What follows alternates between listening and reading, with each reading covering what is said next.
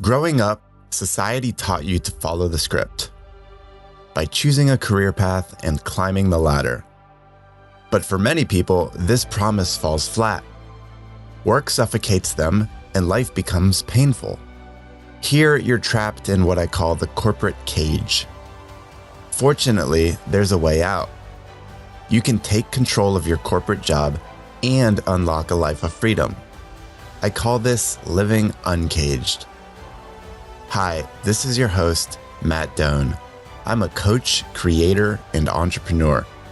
Uncaging people is my mission because it's been my exact life journey. This show provides you the stories, principles, and tactics to make it happen. Welcome to Uncage Yourself.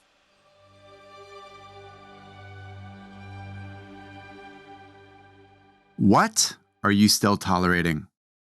I'm getting aggressive on this episode because I see so many people just tolerating ridiculous circumstances, professionally and personally.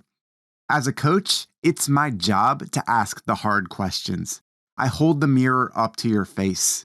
You need to have that conversation in the mirror. Be honest with yourself. So today, we're diving into this question of, what am I still tolerating? It's a deliberate term, tolerate.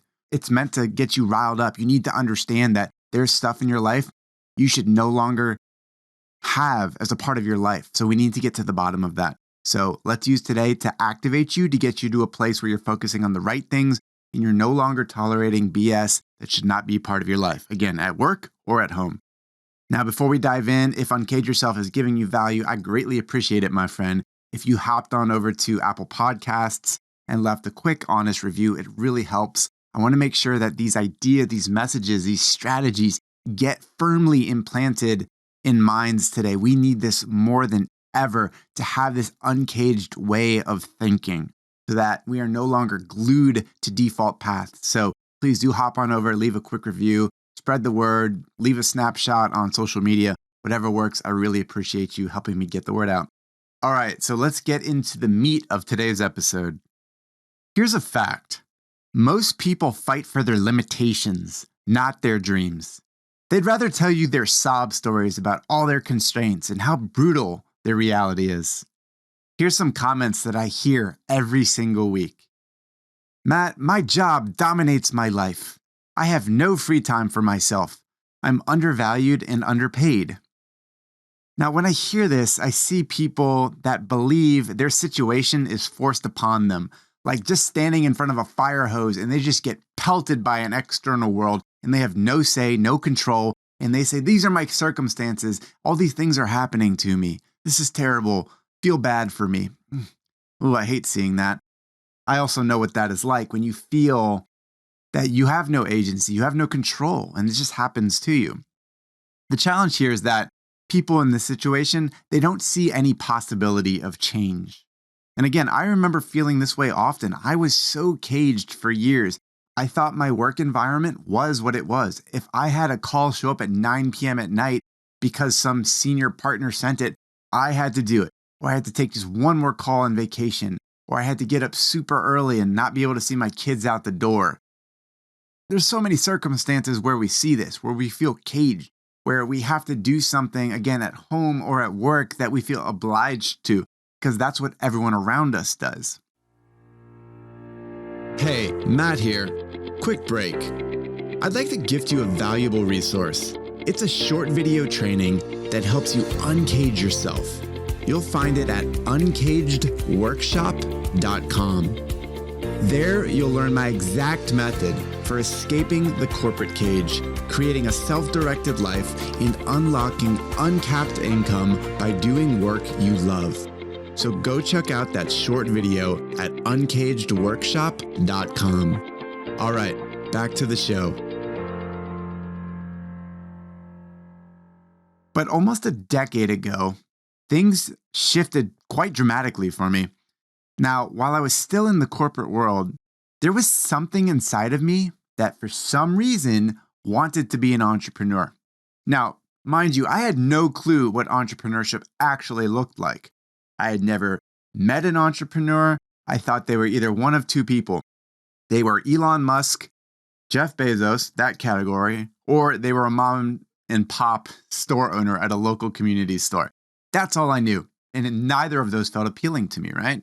But at that time, when I felt this inclination, I found this mastermind group, this program where I saw some people, some authors that I really admired joining. So I thought I'd surround myself like them. They were authors, they were entrepreneurs, they were getting into coaching, they had their own businesses. I was like, something makes sense here. I don't know what it is. So I invested into that mastermind program. So I remember flying up to Toronto every single quarter and showing up in this room. Every single time I walked into that workshop, it scared me, but it also inspired me because I was nothing like these people. I didn't have 1, 2, or 3 businesses like them. I hadn't been an entrepreneur for a decade. I was still in corporate. I had never done anything entrepreneurial. And yet I was spending thousands of dollars to be amongst these people, to immerse myself in what they were doing, to see if it could inspire something in me, change my life course. Because inside I was not happy. I had lost control and I had known that, but I just hadn't figured out a way to do something about it. So showing up at that workshop every quarter was terrifying. And I remember one day in front of everyone, about 30 people, I somehow admitted that I was the lone corporate person in that room. Not like everybody else who was an entrepreneur. I was just an aspiring entrepreneur. That felt terrifying. I remember justifying why I couldn't be like the other people in that room yet. And sensing the shame and the embarrassment wash over me, my coach at that time immediately jumped in. She saved me right then. She hit me with this question that I'll never forget. She said, "Matt, what are you still tolerating?" That question rocked my world. I can still feel it. I can get the emotional state as I say that out loud again about what it did to me. Now, as soon as she asked me that, it triggered this flood of thoughts. I had to come to grips with my reality. What was I still tolerating? Wow, tolerating a lot, frankly. I don't remember exactly what I said in that moment, but I journaled my thoughts on the flight home. I still have that journal today. And I was listing all the things out that I was still tolerating. And it was a long list, my friend. And it had a lot to do with blaming external forces. I was saying things like, I was still tolerating a dominating job that was owning my days. The job was affecting my health and family. Bosses were always overtaking my time. Family circumstances and people in my life were telling me to be one way, follow a certain path, follow this line of religion, this way of being at home. This is how you show up for family. And I felt so caged, but I was still tolerating it all. I was. The answers, as I read them over and came back to them about a week later, they jolted me to life. And I was immediately thankful that I was in that room that day and I was brave enough to confess that I was an aspiring entrepreneur. And my coach asked me that tough question. But I realized as well that I was enabling my sad situation. It was my career and life that I was creating. I was accepting it. I was tolerating a ton of bullshit. And tolerate is the key word here. And that's why she asked it that way. It puts the onus on you when you think about what are you still tolerating. It makes you take extreme ownership of your situation. It makes you think, what am I still saying yes to? Remember, external forces like a job, family members and what they think, those aren't forces that are happening to us. We are willingly accepting them. In fact, those things are creating our reality and we are willing participants. So in the coming months, I sought help from my coach and my peers on how to break through that BS that I was tolerating in my life. And as I made progress, it came down to 2 ideas: having the right mental models and identity. Now, when I think about mental models, these are the examples that you let infiltrate your mind. You see others living in a certain way, and it tells your brain that it's also possible for you. With enough repetition, you can swap out old mental models that no longer serve you for new and improved ones. Today, I choose mental models based on freedom, and I program this daily. So I let people and ideas into my head. I invest to be in programs and environments where I'm around people that inspire me, challenge me to grow, keep going up level after level, to be a better entrepreneur, father, husband, friend, member of society. These are the mental models that I'm building. I'm swapping out the old ones of being imprisoned in corporate, saying yes to everything. Instead, I learned how to turn corporate into an asset, let it fuel my life while I built something more exciting and free. And now it eventually led to where I'm a full-time entrepreneur, having more freedom than I ever possibly imagined. Now, the second part is identity. Collectively, the mental models that you adopt generate a new identity. Your identity is how you see yourself in the world and how you show up. So instead of someone who's constrained by external forces, you can be someone who has an internal guidance system and you're living a self-directed life. So you've got to ask yourself, mental models and identity, what work do I have to do? But it all comes back to that first question.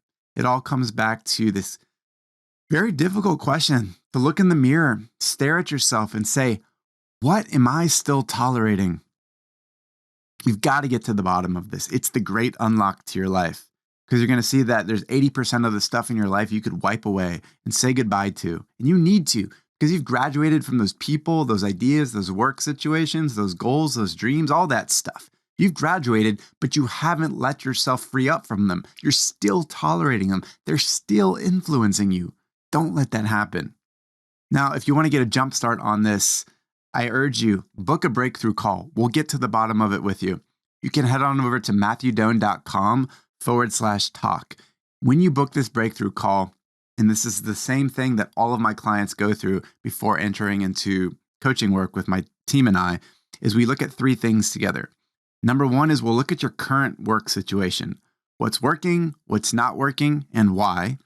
Secondly, we look at what you'd like to have unfold for your career and life instead. We'll dream big, think massively bigger and better. Get rid of all the stuff you're tolerating. Go into stuff that excites you to jump out of bed on a Monday morning.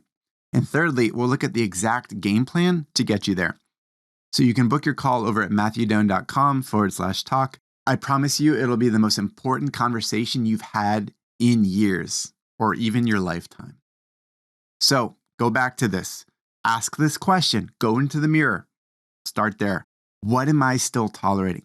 Be honest with yourself. Have the most brutally honest conversation in the mirror, in your journal, on a walk, whatever it needs to be, and stare those things down. List them out. Write them out. Get confrontational with them. And you'll see all this stuff in your life that you need to get rid of. That's the starting point. That creates room, creates space for new people, new ideas, and therefore new mental models, a new identity to show up. Think about you 2.0. That's who you've got to create. So let's get to it. Start with that question. What am I still tolerating? All right, we'll chat soon. Hey, Matt here. Thanks for listening to Uncage Yourself. For show notes and more content like this, head over to uncageyourself.fm. And if you liked what you heard, I'd appreciate you leaving a review on Apple Podcasts or Spotify. Until next time, be well, my friend.